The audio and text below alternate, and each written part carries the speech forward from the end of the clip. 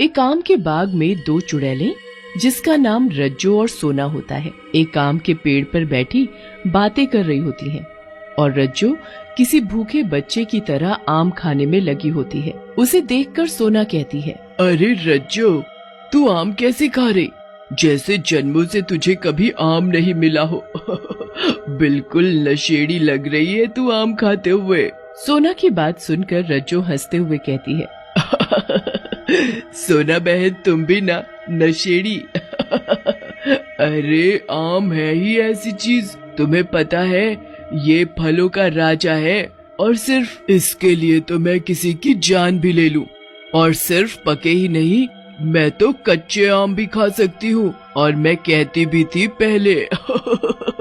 लेकिन रज्जो बहन, जरा ये तो बताओ, तुम चुड़ैल कैसे बनी? तुम तो भले घर की लगती हो। सोना की बात सुनकर रज्जो उदास हो जाती है और अपने बारे में बताने लगती है, मैं रामपुर गांव में रहती थी। मुझे आम खाने का बहुत शौक था। मैं आम खाए बिना नहीं रह पाती थी। मेरी इस आदत से मेरे घर वाले भी परेशान रहा करते थे। एक साल गांव में भयंकर सूखा पड़ा और गांव में कहीं भी आम नहीं उगे थे, सिवाय एक आदमी भीमा के। एक रात मैं भीमा के बाग में आम तोड़ने गई, तभी वहाँ भीमा आ गया। रज्जो, यहाँ के कर रही है तू? जानती ना है कि ये मेरा बाग है? चल फूट यहाँ से, चल। अरे भीमा भैया, ऐसे क्यों कर रहे हो? मैं तो बस थोड़े से आम ही तो खा रही हूँ, खा लेने दो। इस बार पूरे गांव में कहीं आम नहीं है। लेकिन भीमा रज्जो की एक नहीं सुनता और उसे अपने बाग से धक्का देकर भगा देता है। रज्जो रोते हुए घर पहुँचती है।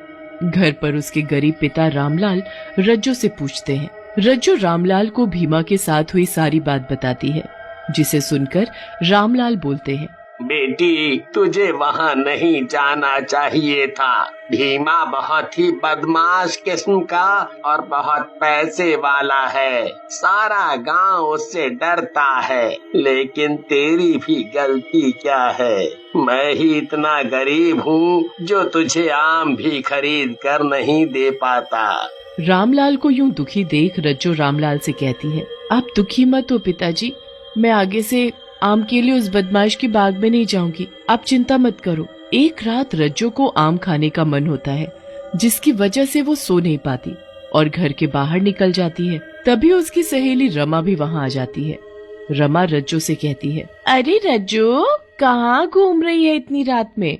सब ठीक तो है? अरे क्या ठीक है रमा, मेरा आम खाने को इतना मन कर रहा है, लेकिन कहीं भी आम नहीं है। तुझे पता है आम के बिना मैं नहीं रह पाती।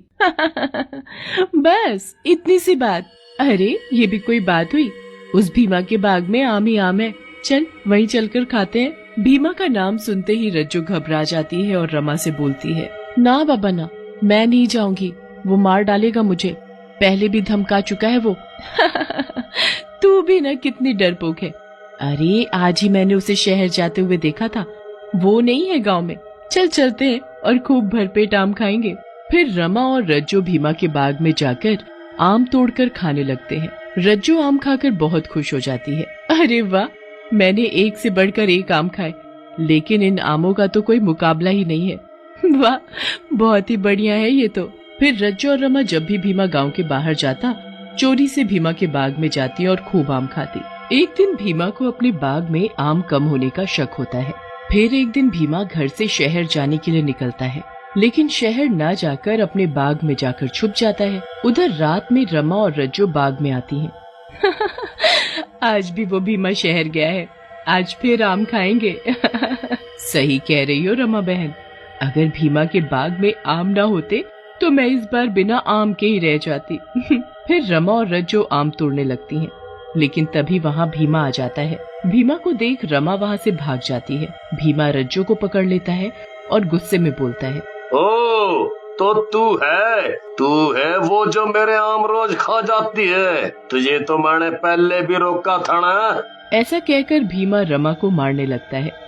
मुझे मत मारो, मैंने सिर्फ आम ही तो खाए हैं, मत मारो। लेकिन भीमा गुस्से में रज्जो को मारता जाता है। थोड़ी देर में रज्जो भीमा की मार से मर जाती है। फिर भीमा रज्जो की लाश के टुकड़े टुकड़े करके जंगल में एक पेड़ के नीचे गाड़ देता है। उधर रमा भी भीमा के डर से किसी को कुछ उधर रज्जो